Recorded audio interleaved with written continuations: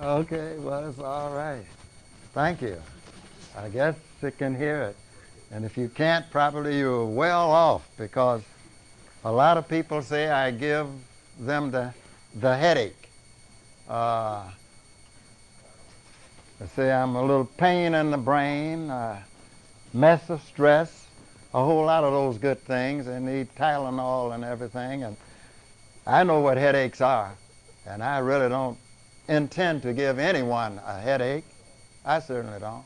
See, I'm a little boat and high tide, a thorn in the side. I know what they are. See, you don't talk about drinking and sniffing and snorting. See, we come down here to learn about drugs, especially in my big group, the Mustard Seed, my home group, the Evans Avenue. I see one of my charges right there, TJ. But here, I want to thank you. I want to thank each and every one of you. I do. Thank you for taking your precious time out of your day to come into this session, to this great, this wonderful convention here. I've felt this glow that flows through here as soon as I walked in, before I got in. Thank all the people who's getting it together, and you who are living it, giving that bounce to the ounce. I need it and I love it. I love it. I love the atmosphere. I'm learning what love is so I can say it. I'm on my way. I'm on my way to having a loving day. Love. Love is a big action. I believe that now. Love. You are demonstrating and illustrating love. Yes, thank you for taking your precious time to come into this session. Because by your coming in, you're demonstrating and illustrating the actions of the big book of the 12 steps. And I need it. Yes, I do. Would like to thank you for being the sisters and brothers that you are to me. Now, I'm not in church. Say, what is this guy coming in? He's a church man or something talking about? It's okay, but I didn't learn that from church. I've heard the words of sisters and brothers, but I mean the action. I'm learning it here. I'm learning what sisters and brothers mean to me. Thank you for being the sisters and brothers that you are to me. Because by your being the sisters and brothers that you are to me, you're helping me. You're helping me to try to be the guy that I need to be. And I'm way away from being that guy. But I am on the right path, my sisters and brothers. Now, I'm not calling you sisters and brothers because I was taught by my sponsor that we all are sisters and brothers. I don't want you to get down and say, oh, heck. See, I become a member of Alcoholics Anonymous and I have to be that chump's brother or sister up there? No, no. No, I wouldn't dare sling that on you, shoot it to you, because I know I'm a pretty rough brother to a brother. Any brother. See. No, no. It's something that I have learned here. I went to Notre Dame, my sponsor, Ted. He launched me into Notre Dame one year, early on. And soon as I went into that, it was a retreat. I was wondering, what are we doing going to Notre Dame in July when there wasn't a cloud in the sky and there wasn't any football? I hadn't heard an announcement. I know Notre Dame noted for football. My sponsor, Ted, says, let's go. Let's go. To Notre Dame we came. And as I walked into that retreat house hall, I saw it on the wall, a plaque. A plaque. And that plaque is over the head of my bed today. And better, it's embedded in my soul, spirit, in my being. Soon as I walked in, I saw it. And that plaque goes like this. I sought my God, but my God eluded me. I sought my soul, but my soul I could not see. But I sought my sisters and brothers, and now I'm finding all three. You all had gotten me in shape to receive these wonderful actions. Those words had a different action to me than had ever before. My sisters and brothers, I began to learn who you were and who you are. Thank you. Thank you for being my sisters and brothers. Not that you have to accept me or each other as sisters and brothers, but I'm merely letting you know that each and every one of you are my sisters and brothers. And there is nothing you can do about it. Nothing at all. You are all mine. The laws, these steps have given you to me. And I'm so glad. I am so glad. I know something about you. You have been showing me about you. You have been teaching me about you. You've been telling me about you. I learned about you way before I learned about me. I met you before I met me. You're the greatest people that I know of. Yes, you are. You're talking about having a ball with you all. Having a natural ball. It's hard for me to find the exact words to really describe you to you. That's why I'm here. I would like to tell you something about you tonight, you wonderful sisters and brothers of mine. Of mine. I want no one to get off base in learning this identification. I said that's a very important thing. That's what my sponsor Ted said. I want to thank all of you. The ones, especially too, who stood up. Who stood up for that wonderful, amazing rhythm that you are in. With this symphony of the universe. That's what it is to me. Because when the words broke through, when the music started chiming out, and that's what I call it, we're at the Evans Avenue group, and I just heard my brother TJ sing the song of life and love. That's what we call it, the song of life and love. A symphony of the universe. Gives you the bounce to the ounce. You can find your pace to occupy your place by this. You can waltz through life. You can dance through the boogaloo, the 1-2. This rhythm will give you your rhythm. No struggling and no stumbling and fumbling through life anymore. Thank you. Thank you. Yes, Em, I have a lot of thanks too. I want to thank you, Em. The sister earlier today. The Al-Anons. Oh, thank all you Al-Anons. I don't hear enough about you. You're the one that really gave me the bounce to the ounce. It wasn't an AA member, and I'm not trying to put you down, brothers and sisters, AAs. I'm talking about the Al-Anon, and it happened to be a white dude. Why I have to say that? Because I got some things about my defects. After I am finding out what my main sickness is, I know you can go a long time and never know anything about your sickness, my sponsor Ted said. That's right. That's who told me, so you can get down and start writing New York and everything, talking about what I said about AA. I'm talking about my sponsor Ted.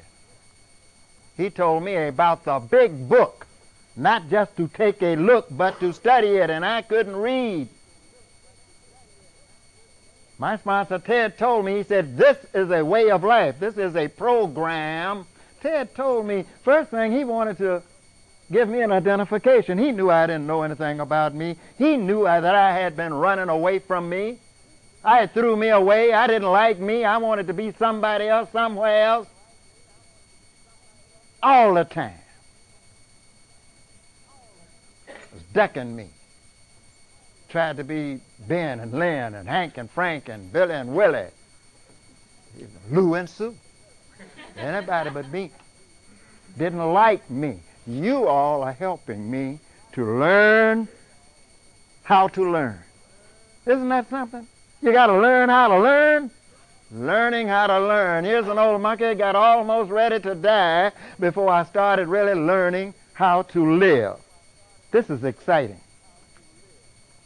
You are an exciting people, my sisters and brothers. You are mine. I claim you. I tell people all about you. I hear some people in Cleveland or Amarillo, Texas, you're giving me a key. I've been in those areas to learn. They say, you went down to talk? To talk. I went down to tell them about you all and how hungry I was for learning. It's an educational center. My sponsor, Ted, said so. He said, this is a program of changes. Changes. Black food talking to me. First identification. I had a lot of identification from Mississippi to Tennessee, all the way up Chicago, Milwaukee, as a growing up. No, growing older. Not growing up. I've just begun to grow up. Said got almost ready. Now growing up. Yeah. You can't get it in there? This is for the tapes. This is for the rest. Oh, okay. All right. They got a little release then. All right. All right. They got a little release. You got a little release then. You get a chance to grow up, my sponsor Ted said. This is an educational center, black food, Ted said. This is a program of changes. This is a program of action. This is a program of the highest level of being, Ted said. Not religion, spiritual. The highest level of being. That's what Ted said. That's what it means. I want to thank you for giving me Ted. I didn't ask for Ted. I hated his guts. I didn't want any. Care about it. It's my sponsor. Ted's my sponsor. I'm proud to say it. He's my sponsor. Evans Avenue Group, my home group, the Mustard Seed. Next online. We got a home group all over. That Mustard Seed. I used to think that you had to be a scamp from the tramp camp to belong to this no drunk club.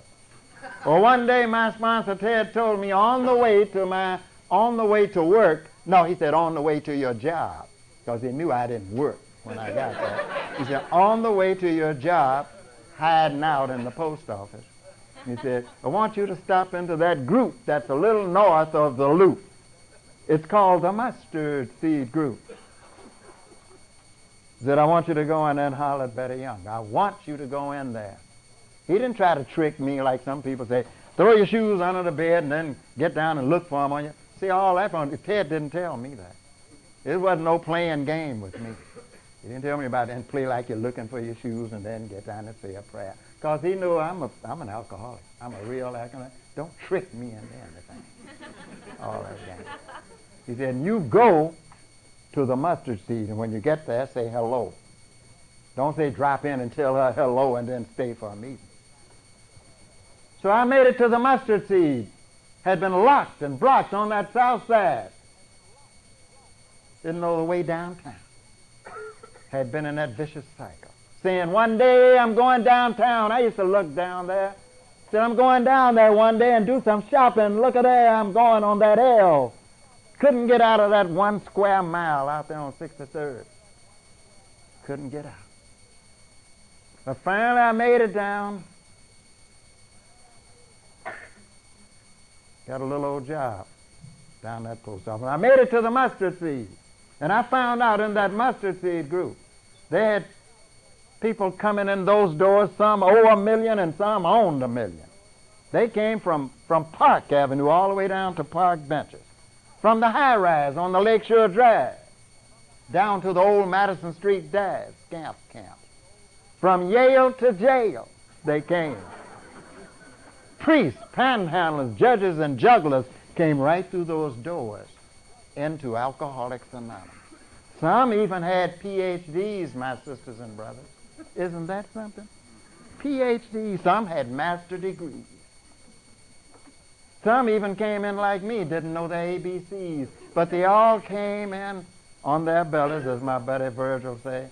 Came right on their bellies. Everyone had to start, if they were getting an AA, they had to start, regardless of the political levels or financial or romance levels, whatever level, religious level, it didn't make any difference. To start at step one. Step one. Isn't that something? Alcoholics Anonymous. You know I want to thank you. I want to thank you for showing me this sermon that I heard my man talking about.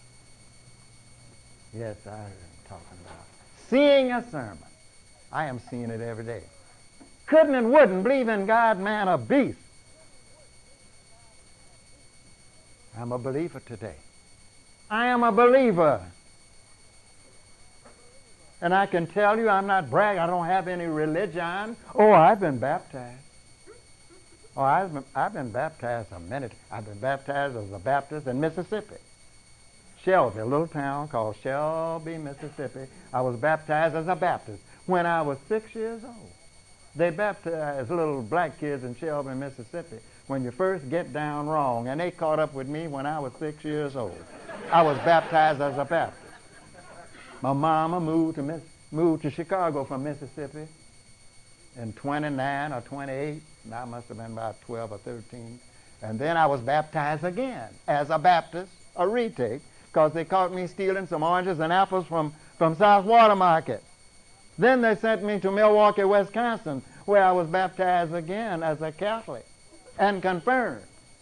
So you see, I've been baptized, sprinkled, drenched, and damn near drowned looking for this spiritual launching pad. But that wouldn't do because I hadn't met you. A new way, a new day. I'm learning something today. Now I know we have a good time coming in a few moments. We have a lot of swinging and a lot of bounce to the ounce. I'm for it. I'm for it. You old monkey up here running off the chop trying to tell you about you. You got other things to do.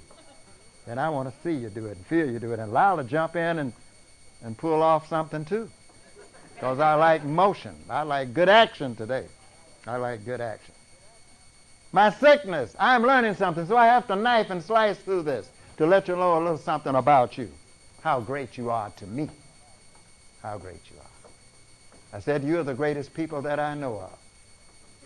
I used to tell Ted, I said, hey, Ted, you know what old Mac told me? Old Mac Harris told me I wasn't ready for that step, for the fifth step or something like that. He said, it took him through. He said, let me tell you something. He said, don't worry about what those old timers tell you about what you are not ready for. And he gave me a step to take. Now, I'm not trying to tell you that you shouldn't do this. Do what your sponsor tells you. But I'm talking about for me. I had to learn something here. I have a sponsor, and I listen to my sponsor.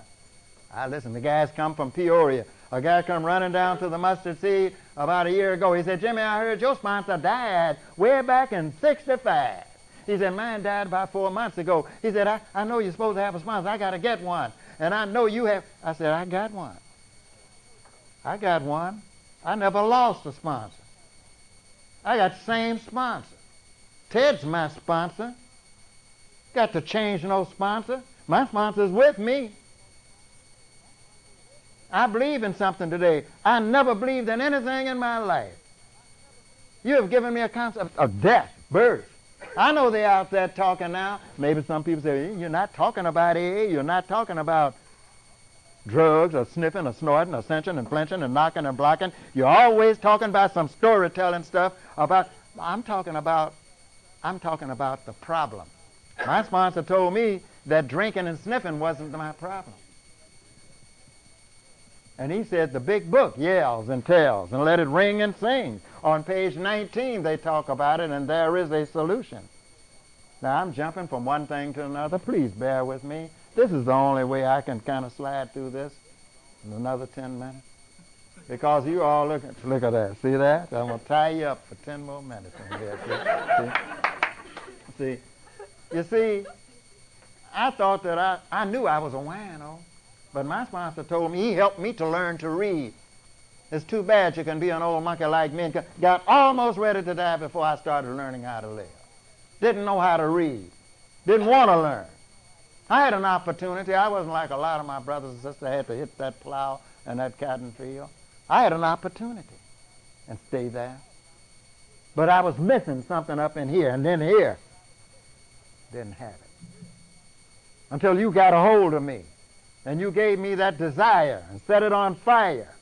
Then I began to pick up that burning, yearning for learning. Never had it before. It was something new.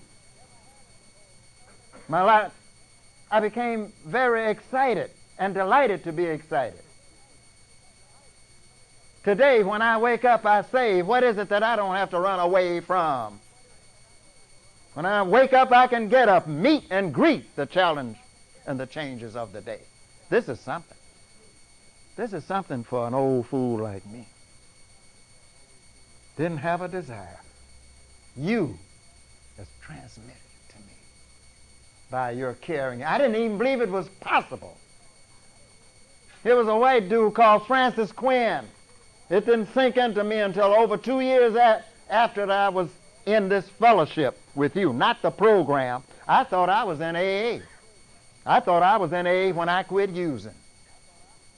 I thought I was in AA. My sponsor told me, Ted said, over 2 years after I'd been not using any kind of mood changing and mind-altering drugs that I knew about, I was in there over 2 years. He said, now today you are in AA. But I was kind of scared of Ted. I wouldn't challenge him about that.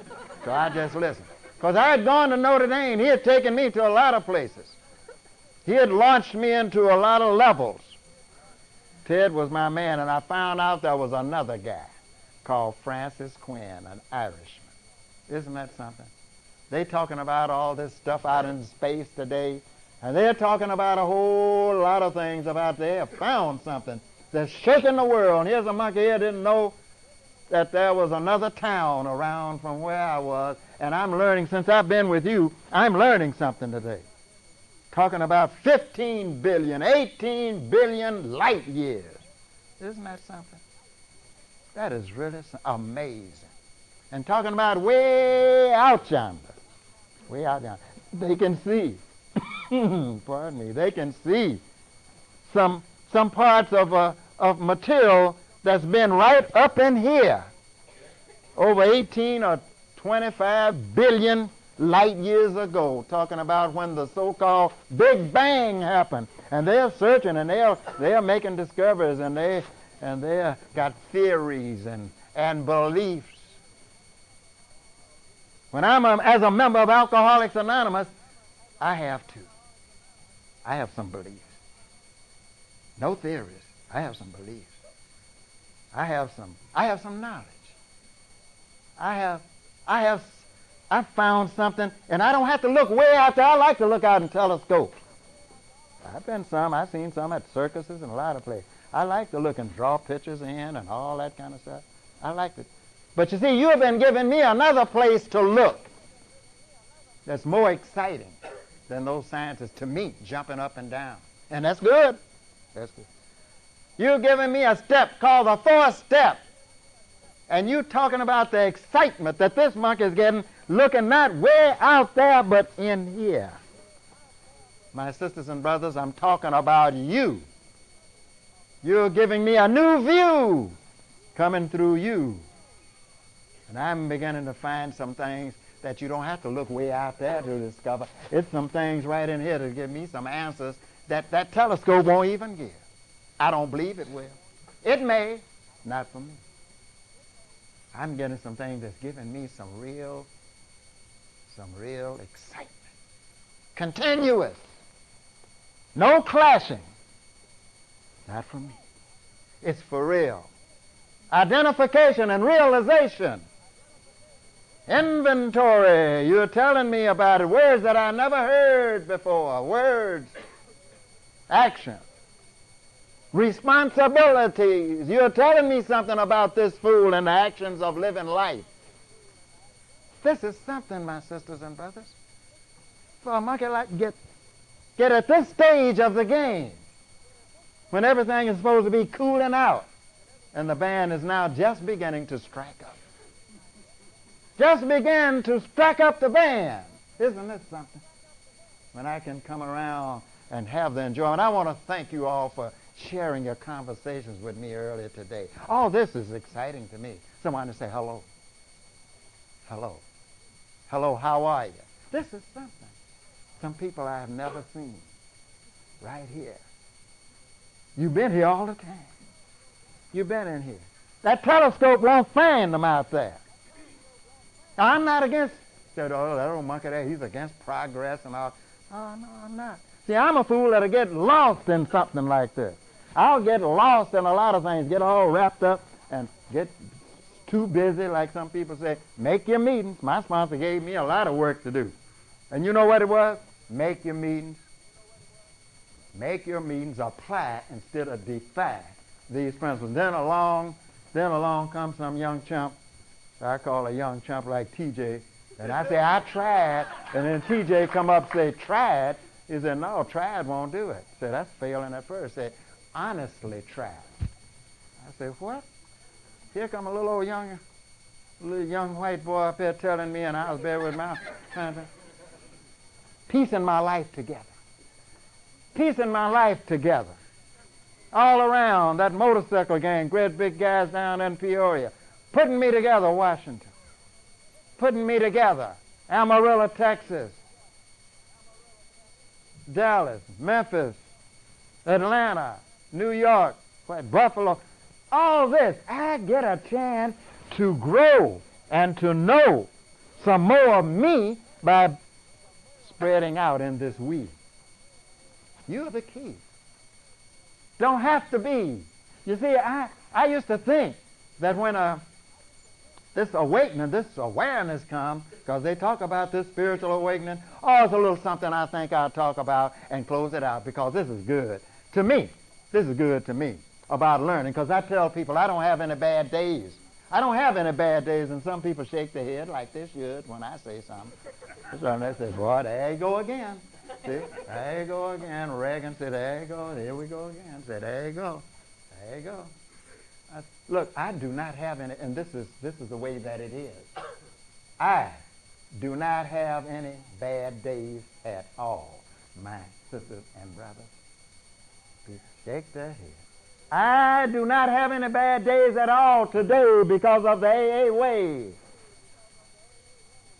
Do not have it. Because I can remember, people say, well, you hear that, monkey?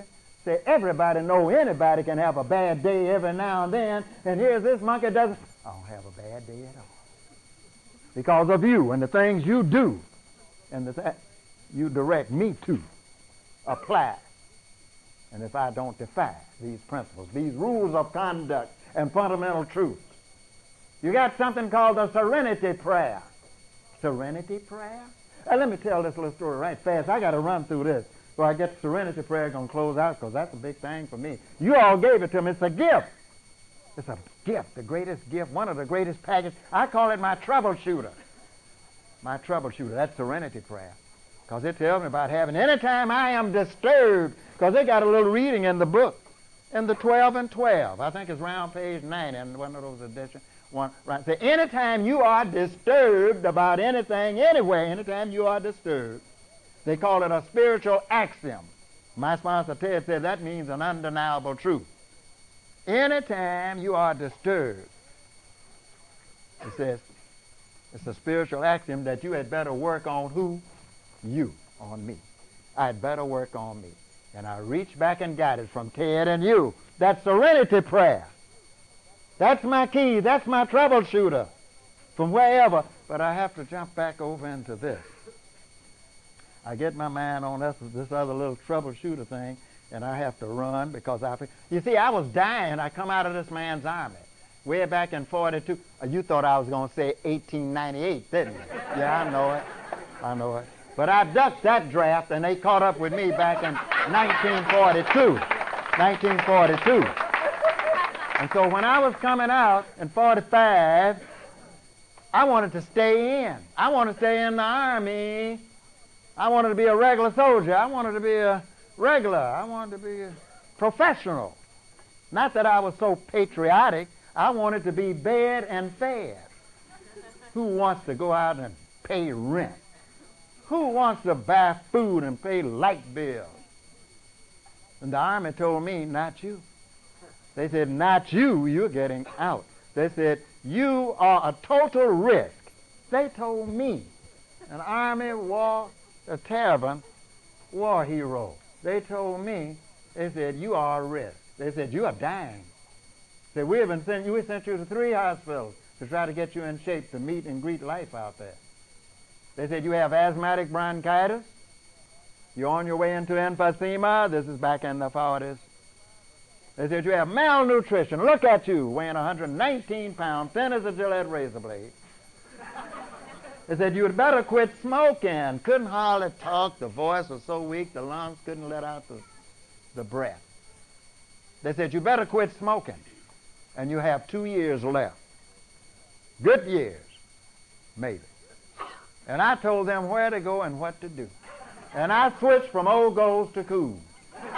But 1 year after I came to you, something happened to me that happens to people that come into this way of life. You know what it was. I started to like me. I started to like me. And I quit smoking cigarettes the first year. My lungs was hanging. They had taken x-rays. They had wheelchairs for me every time I'd come there to roll me around. I quit smoking. And it didn't happen. It didn't happen. You kept me going. You were my medical center. You started giving me some advice on how to live, to share and to care. You started giving me what I needed. I started eating everything that wasn't nailed down. It wasn't long. I went up to 191 pounds. Me, 5 by 5. I didn't like me. But then in 1960, I jumped into these principles that you said are spiritual in their nature. And in September 26, 1964, I quit eating meat, butter, milk, eggs, chicken, and fish. I became a vegetarian. I started living on fruits and vegetables and grain. I never dreamed in my wildest dream, not stumbling and fumbling in here, because I didn't come in here looking for a better way or another day. I didn't come in here looking for no different day. It wasn't out there that ran me in here. I hear a lot of people, and it's great. It's great. I know they have a good bounce. They said they were sick and tired of being tired and sick. Not me. I wasn't sick and tired. I had passed that state. I was just bland. I was going out of my mind. Almost totally. Gone out. But what was in here kept me in here. It wasn't what was out there. When I got in here, there was the glow that flows. There was something in here that kept me in here, sisters and brothers. That love, that unselfishness, it had this glow that flowed. You've got something in here that even catch an old monkey like me. Pin him down. Some things called honesty, unselfishness, purity, and love. You got some things. I used to hear him yell and tell about it, the 4 absolutes. And I wondered what these 4, and I heard them talk. My sponsor, they beat it down. We talk and walk about it at the Evans Avenue. We have meetings where we have subject matter.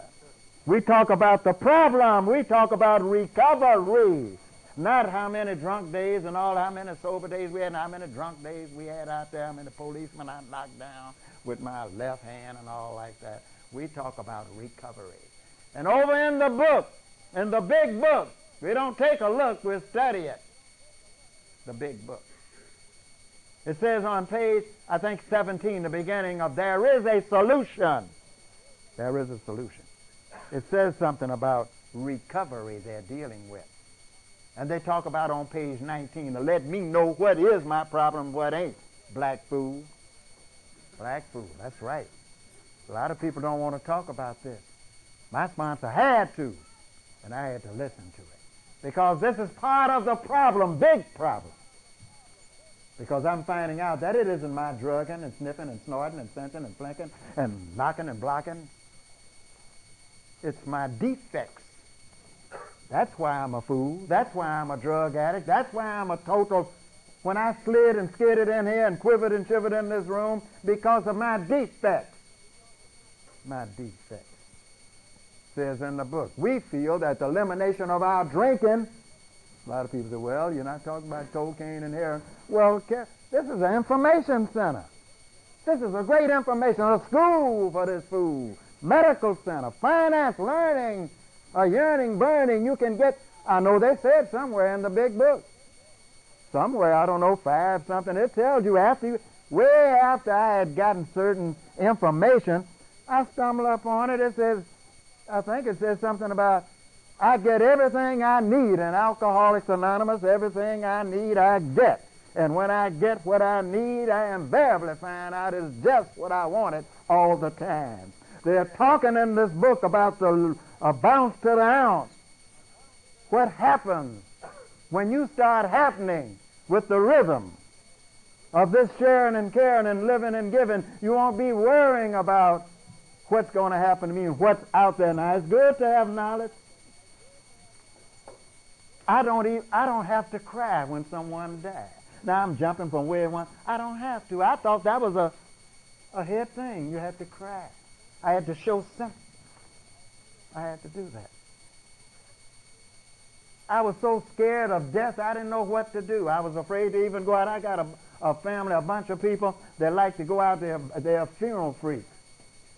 They like to go out, and they're a graveyard. They always go out to the graveyard and clean it up, and everybody sit down and lay down by it and eat sandwiches. And they always bring me out there. They say, come on, we're going out to the cemetery. And so I had to go because I had to get some money from some of them, my uncles or something. And so I would go out there and have a loaded or half a gallon of wine or something in the car. But see, I'm learning something from you about living, not dying. There's a whole lot. It says in the big book, we feel that the elimination of our drinking is but a beginning. A much more important demonstration of our principles lies before us in our respective homes, occupation, and in all our affairs. So drinking and sniffing and snorting, it's not the most important. So I have a dry. My sponsor, Ted, said, and I respect dry days. They said, Jimmy, you don't applaud when people they walk them, they get their dry. I said, no, I don't applaud, but I'm tickled to death.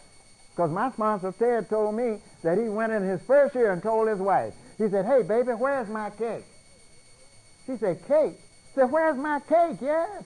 Said, they're giving cakes down at the club. She said, cakes for what? Said, for a year. They've been sober a year. And she said, oh. She said, oh, well. She said, let me tell you something then. She said, look. She told him about, she said, drinking, she said, alcohol drinking wasn't your problem. She said, you didn't. He had given cakes for not drinking. He said, if you'd never taken a drink in your life, you'd still be the rottenest SOB that ever walked by this earth. So drinking had nothing to do with it.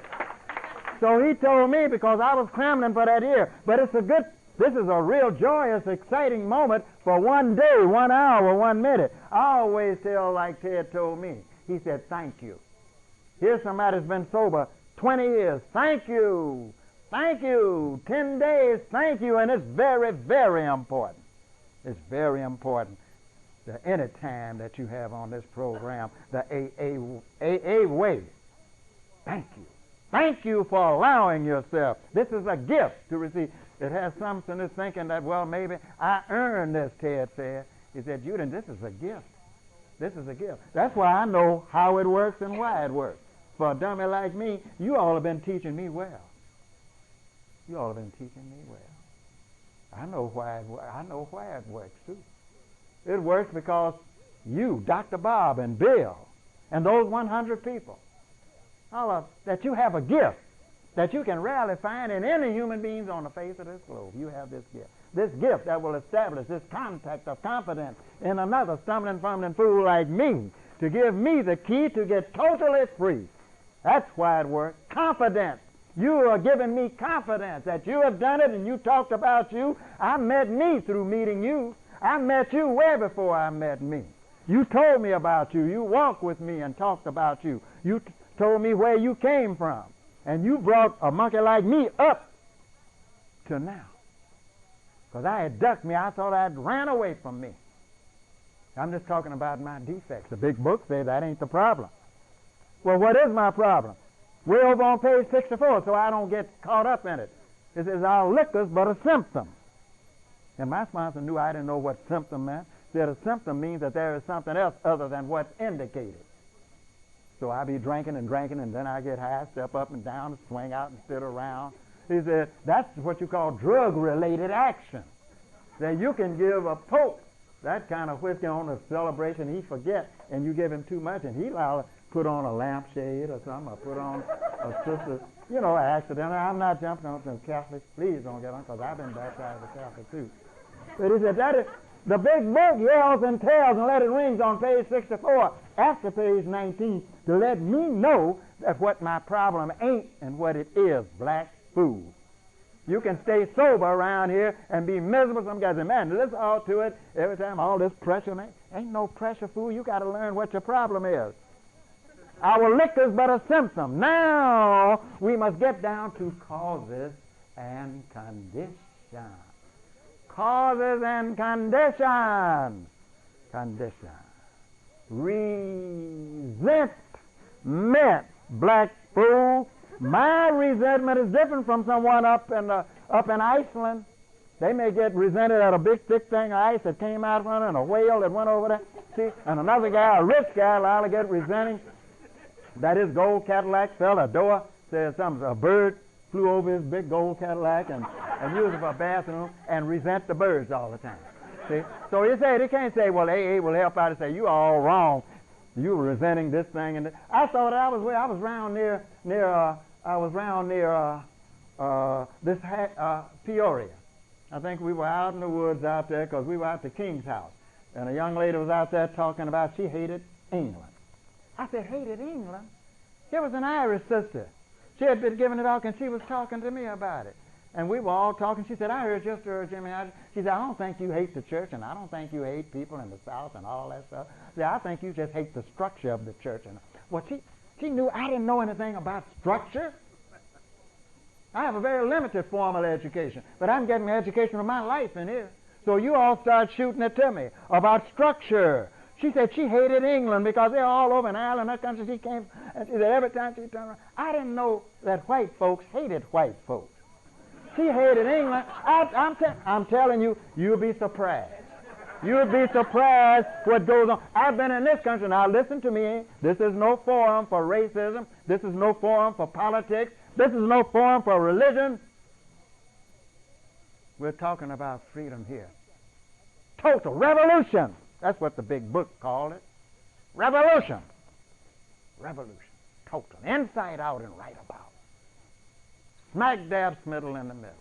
Face up to greet and meet the challenges and changes of life. I'm getting in shape today. And it started with an Irishman called Francis Quinn, superintendent of outgoing mail in the biggest post office in the world. On the 8th floor, Francis Quinn, when he put his hand around this black thief in that post office who was laying on the floor, put his hand in my hand and caused the moment of truth to come to me. And I believe the moment of truth comes to each and every one of us, maybe more than one time in life. Brought me from strife. I didn't like Francis Quinn. And I knew he didn't like me because he was white.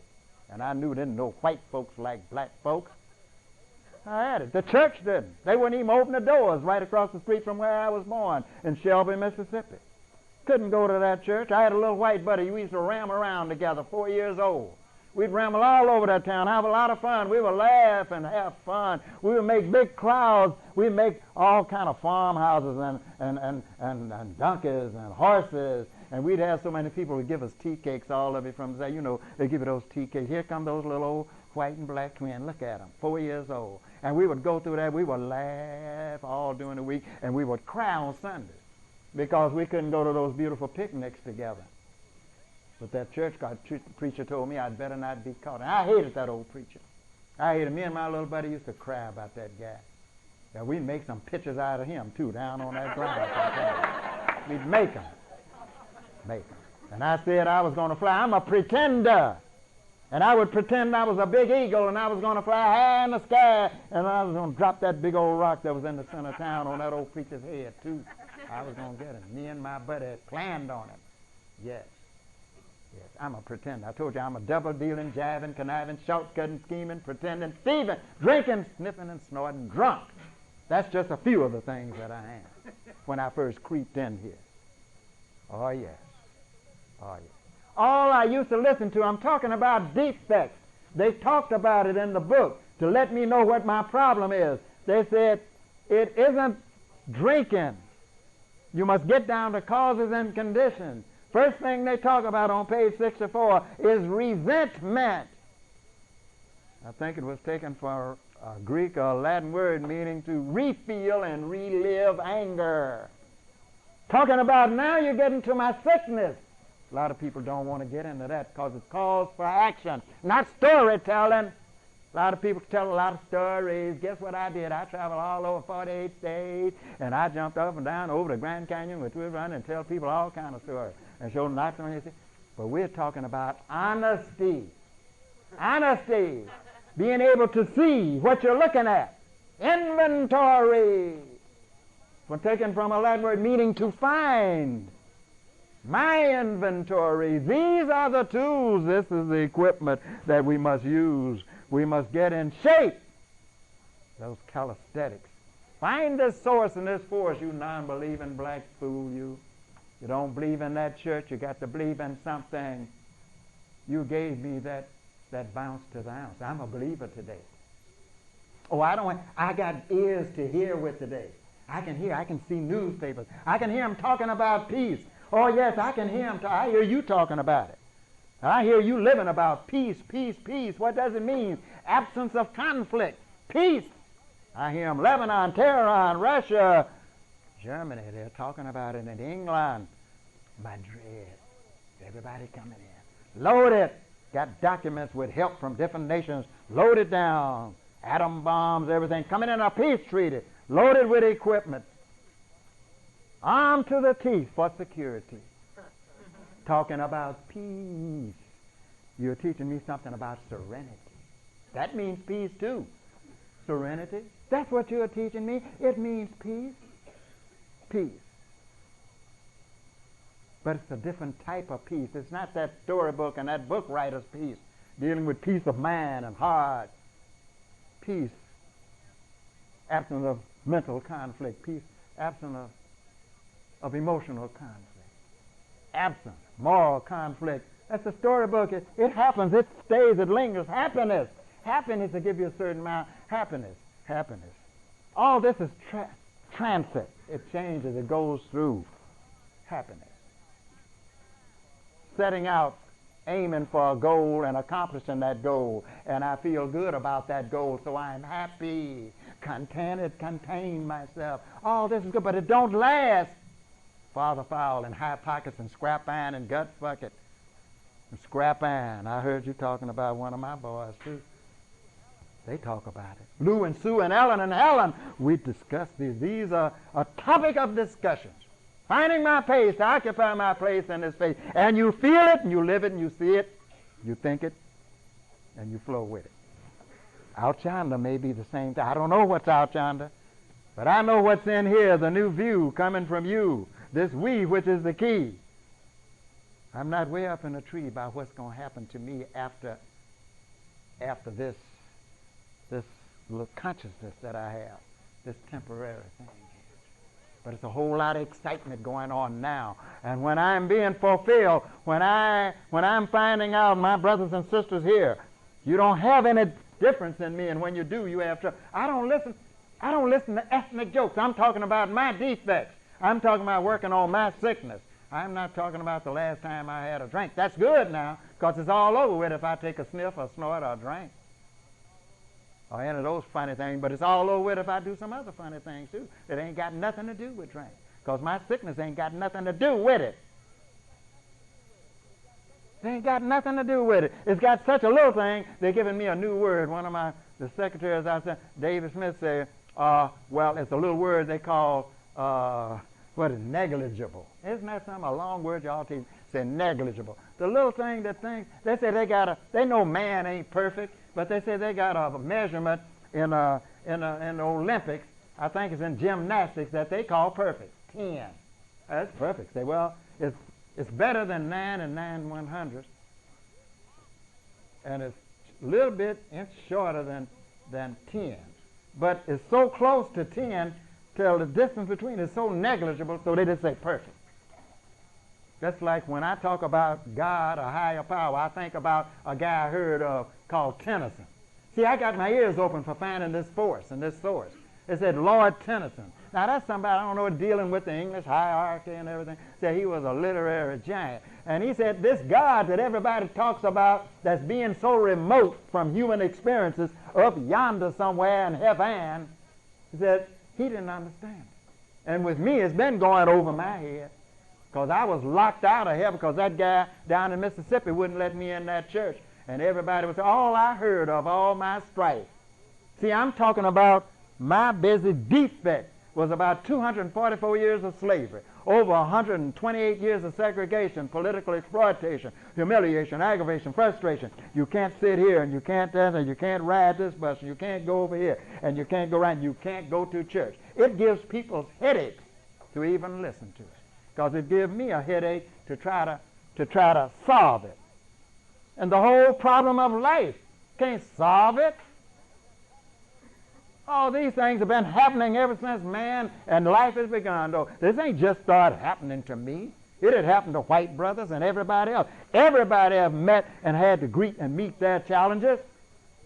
Don't nobody owe me none. I used to think everybody owed me something. Now, when I'm a part of this Constitution, I got something that tells me a whole lot. A little different from going way out there finding out where that first cell was that blasted out in the Big Bang. I don't have to look through the Constitution to try to find out where the lawyer messed up when he wouldn't let me walk or ride over there on that bus. I got something else. I got the 12 steps. I don't have to have no 12 million light years. No, I can't count so high. But you, my sponsor, Ted, got some tapes and everything, and I can listen to the 12 steps, the actions of living and giving and sharing and care. I can see this. They talk about miracles. I don't listen to ethnic jokes. This is part of my defects.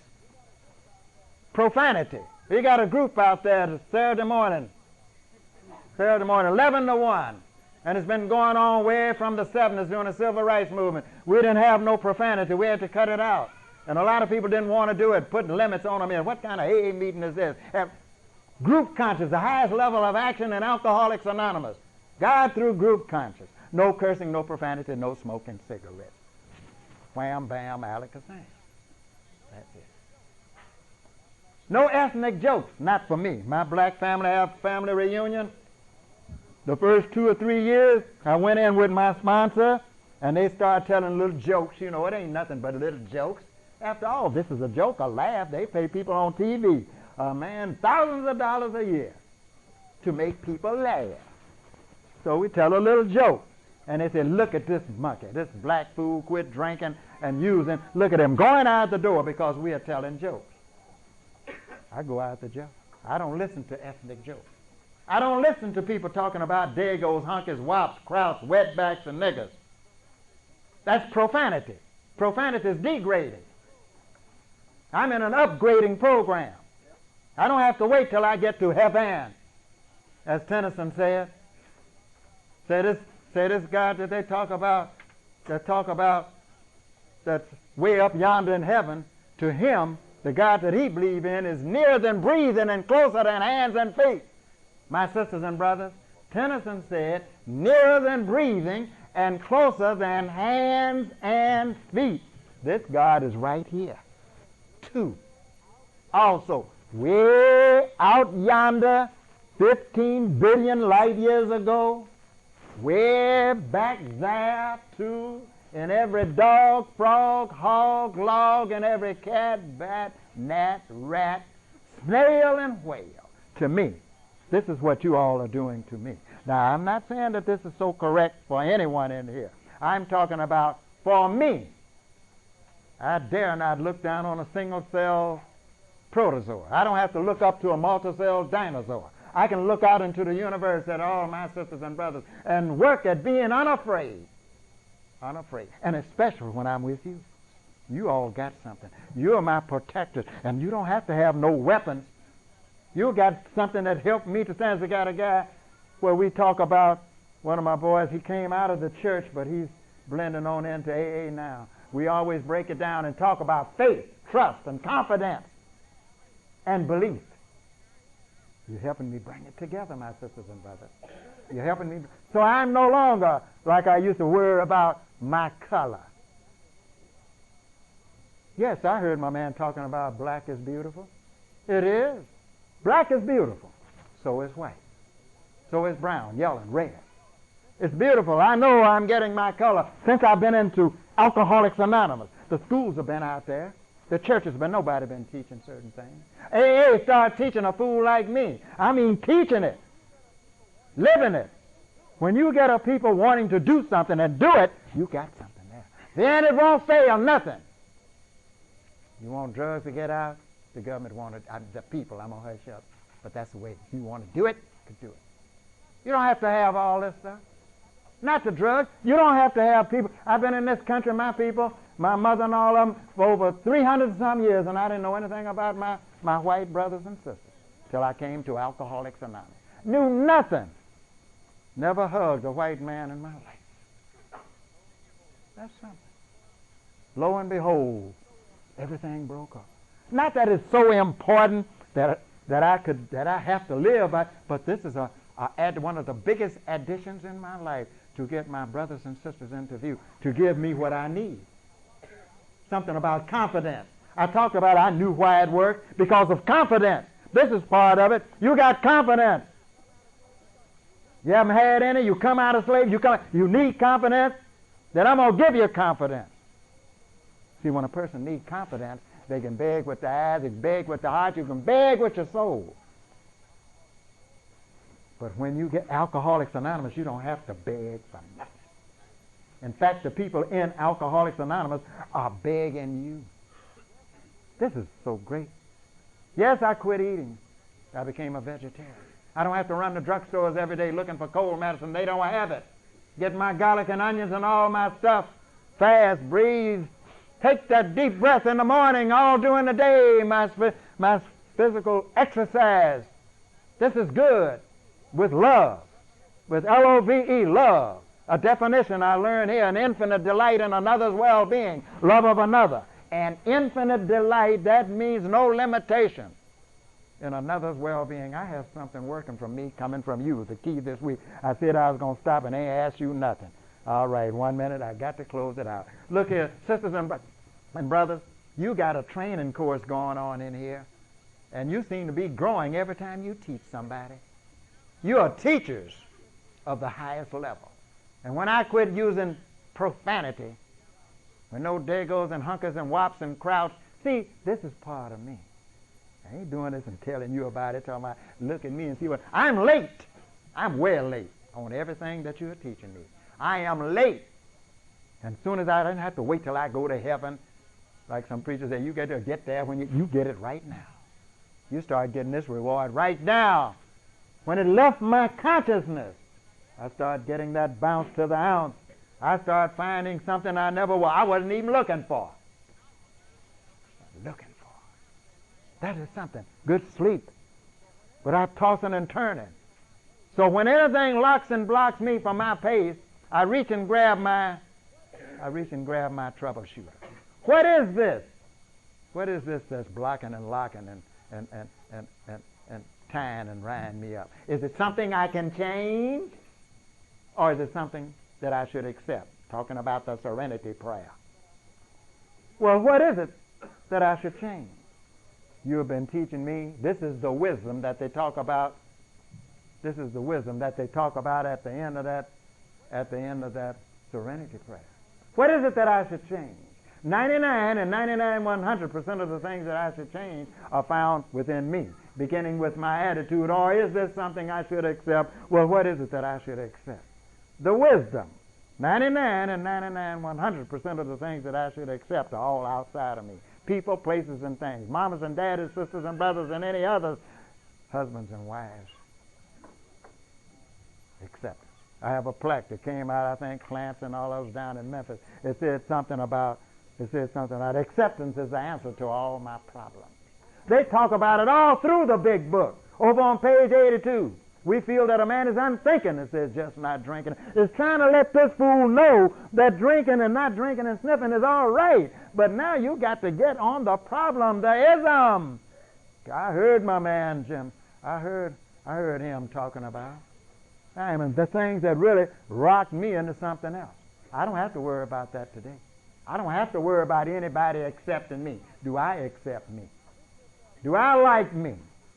Treat yourself right and treat everyone regardless of what anybody else do. I got cats following me, alley cats, round in the streets. You know no tomcat run up no crowd to fool nobody like a dog. Cats run up in a little crowd letting me know, and little dogs. Birds fly low. So you feed them old pigeons too? I feed the pigeons. Well, I feed them dog food sometime. I feed them cat food. I feed pigeons. I feed the cats, the dogs, the bats. I feed me. I feed me with you this week. I'm learning to love you, not to talk and walk, to walk you. When I see people, regardless if you are in this, and when I love all people in this program, I'm learning to love people. It says God's creation. The universe, they're talking about it out there, looking way out there through powerful, expensive telescopes. But I'm teaching, this is the telescope you were giving me, that fourth step. That fourth step, to look in here. And I bet you I might find what they're looking for out there 100 times over in here. You got to pay the price of surrendering and fall into something that maybe a lot of birds and dogs and bees have already done a long time ago. I don't know. Whatever they're looking for out there, that's good.